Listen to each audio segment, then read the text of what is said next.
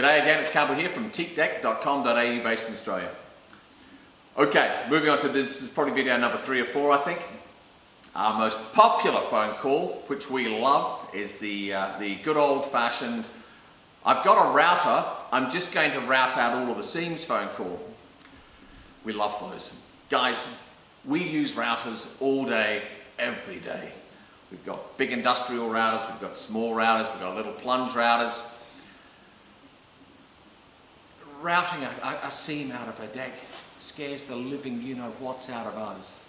It's a bloody tricky job.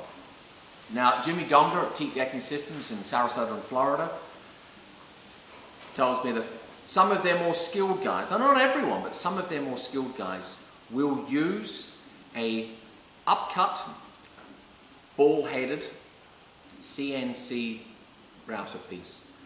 The blunter versions, and apparently they will freehand. Now I've got to say, I've never seen it, but I've no doubt that some guys can do it.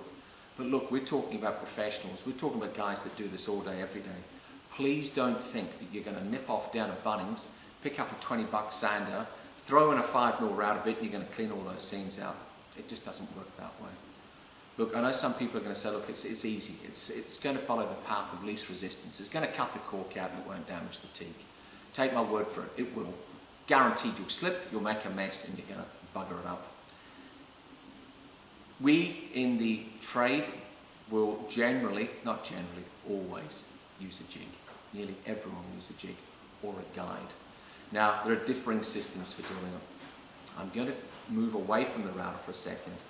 We've tried all kinds of things. Biscuit jointers on sleds. I've seen guys with power saws, again using guides.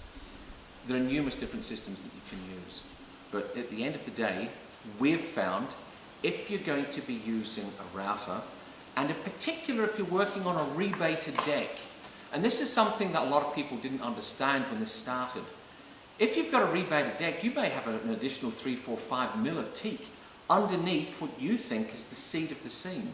So if you go down the road of using a proper end-mill router piece and use your guide, you may in fact not only clean out the contaminated seam, but you may in fact be able to re-groove the seam and give yourself an additional maybe 5–10 years of deck life. So a lot of guys who started off thinking it was just going to simply clean out the cork have realised that in fact they've also re-grooved the deck, re-corked it, and found that in fact they've effectively revamped.